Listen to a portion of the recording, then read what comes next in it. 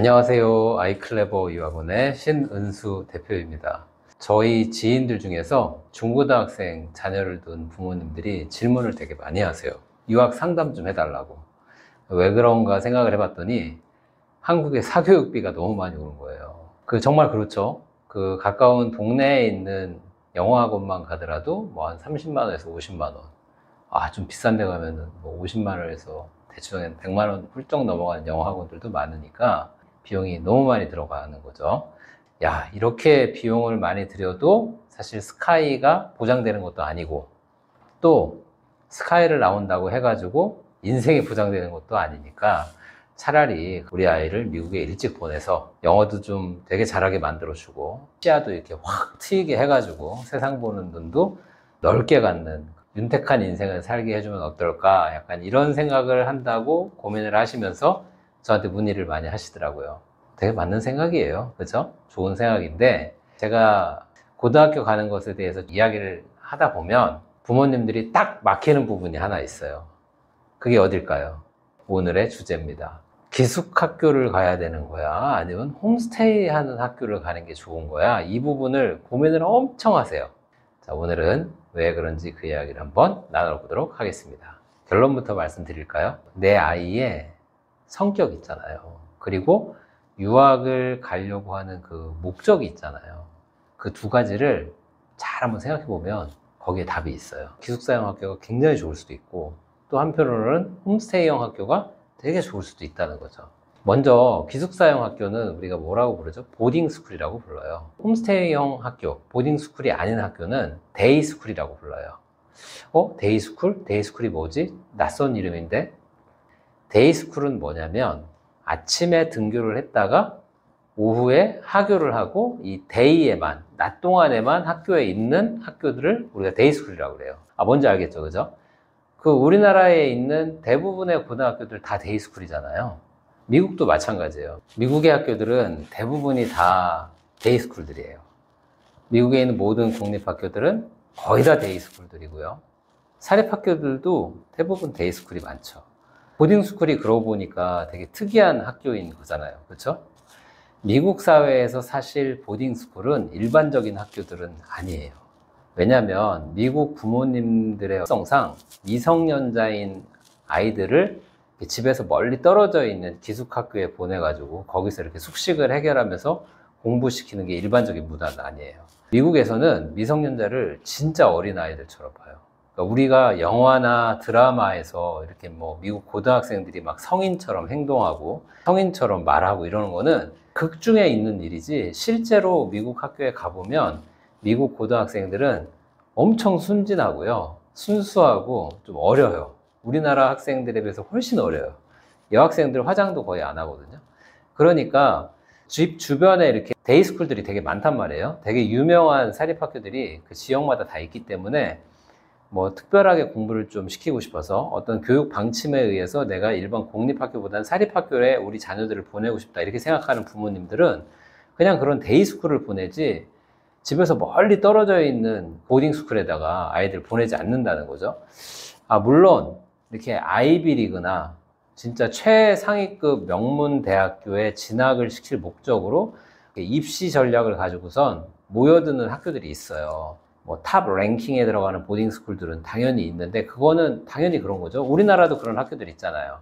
하나고등학교, 민족사관고등학교, 과학고등학교, 다 그런 학교들 다 어때요? 보딩스쿨이잖아요. 그러니까 우리나라도 똑같은 거예요. 자, 그래서 그런 학교들이 아닌 일반적인 그 외의 보딩스쿨들은 그럼 왜 생겼을까? 사실 약간 대안학교 같은 그러한 성향을 가지고 있다라고 보는 게 맞아요.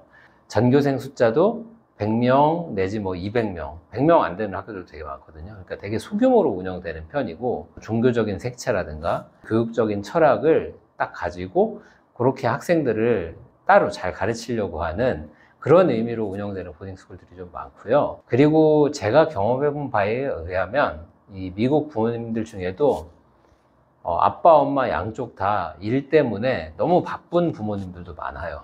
그래서 차라리 자기가 이렇게 아이를 잘 돌보지 못하니까 보딩스쿨에다가 이렇게 입학시키는 그런 케이스들도 사실 현실적으로 많이 있다, 이렇게 보시면 됩니다. 여기까지 이렇게 들어보니까 우리 한국에 있는 부모님들이 미국에 유학을 보낼 때 기본적으로 보딩스쿨 보내야 되겠다 약간 이렇게 생각하셨던 그런 느낌하고 지금하고 생각이 완전히 달라지죠. 사실 제가 설명드린 이 이야기가 상식적인 것이고 그 다음에 사실에 근거를 둔 이야기다 이렇게 생각하시면 될 것 같아요. 근데 우리 한국 부모님들은 아무래도 보딩스쿨들을 좀 선호하시는 편이에요. 그게 왜 그럴까 생각을 해보면 엄마 아빠가 같이 못 가니까 학교에서 이제 방과 후 시간도 관리해 줄 거라고 약간 믿는 그런 의지하는 마음이 있는 거죠.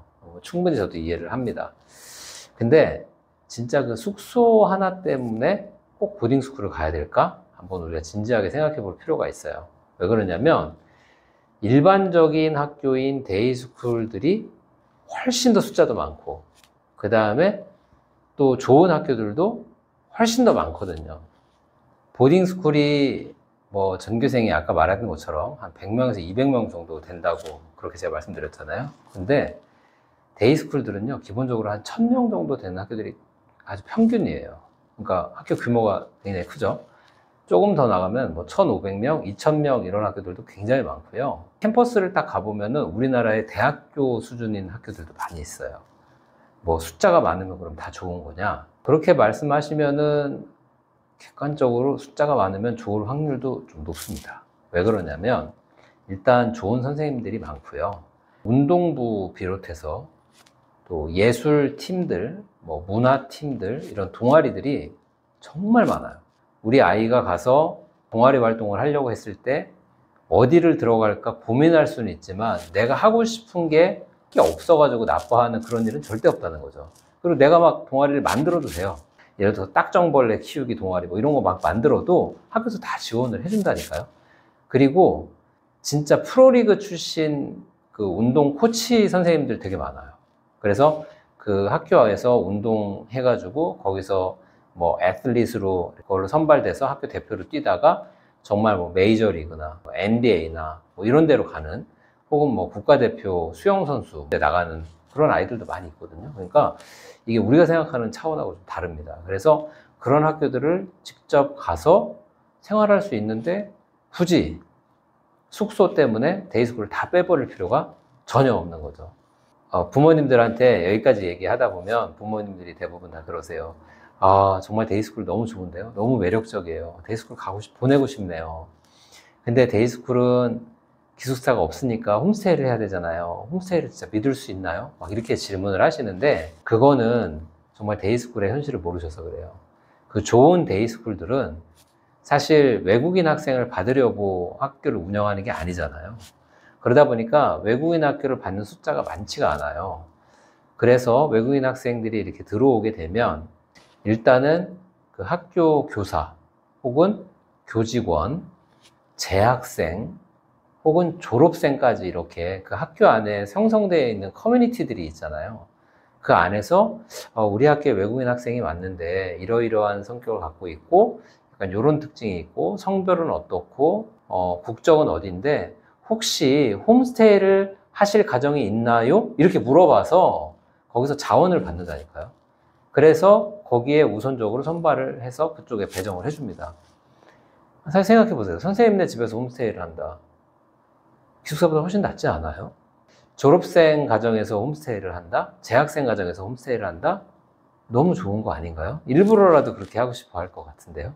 그러니까 우리 한국 부모님들이 생각하는 거랑 훨씬 더 좋은 옵션들이 많이 있다는 거예요. 게다가 요새는 몇몇 학교들 중에서 이제 인터내셔널 학생들한테 좀 유명해져서 학생들이 많이 가려고 좀 지원을 많이 하는 학교들이 있어요. 그런 데이스쿨들은 그 국제 학생들만을 위해서 기숙사를 따로 운영하는, 그리고 거기에 선생님들이 상주하면서 국제 학생들을 관리해주고 같이 공부해주고 적응을 도와주는 그런 시스템을 갖춘 좋은 데이스쿨들도 정말 많다니까요. 네, 그러니까 이런 부분들을 좀 적극적으로 생각해서 학교를 선택할 필요가 있습니다. 이제 정리를 한번 해볼까요? 오늘 내용 재밌었죠? 새로운 지식들을 많이 얻으셨을 것 같은데, 나의 자녀가 외향적이고 주도적이고 적극적이에요. 그러면 어디든지 가도 잘합니다. 보딩스쿨 가도 잘할 것이고 데이스쿨을 가서 홈스테이 생활을 해도 예쁨 받고 잘할 거예요. 근데 유학을 보낸 목적이 미국에서 진짜 좋은 대학교에 도전하는 거 자체가 좀 목적이다. 그러면 보딩스쿨을 가는 것도 저는 나쁘지 않다고 봐요.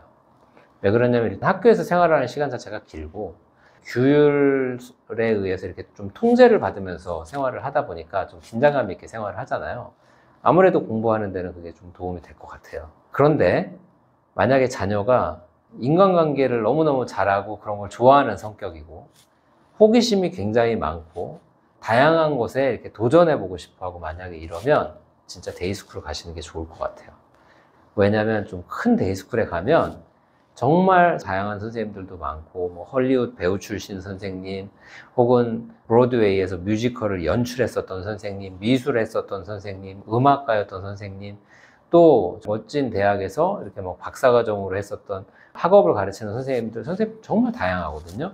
그런 선생님들도 만날 수 있고 정말 다양한 배경을 갖고 있는 미국인 친구들도 사귈 수 있고 그리고 여러 가지 동아리 활동을 통해서 많은 경험들을 할 수 있기 때문에 저는 좀 큰 데이스쿨 가는 게 그런 친구들에게는 훨씬 더 도움이 될 거라고 생각을 합니다. 그리고 또 홈스테이도 부모님들이 생각하는 것처럼 그렇게 막 영리를 목적으로 해서 하는 그런 홈스테이들은 좋은 학교들과 같이 일을 할 수가 없어요. 좋은 학교들은 그런 홈스테이를 소개해 주지 않습니다. 그러니까 중요한 거는 좋은 학교를 잘 살펴보시고 잘 추천을 받아서 잘 결정을 하면 나머지 숙소 부분도 다 해결이 된다라는 사실이에요. 자, 오늘 어떠세요? 도움이 좀 되셨나요? 궁금한 점이 있으시면 댓글에다가 글 남겨주세요. 제가 그러면은 또 그거에 관련된 영상을 올리도록 하겠습니다. 그리고 또 아이클레버 유학원에 도움이 필요하시면 언제든지 다음 장면에 나오는 전화번호로 전화하셔서 문의 주시면 됩니다. 자, 오늘도 이렇게 만나 뵙게 돼서 반가웠습니다. 감사합니다.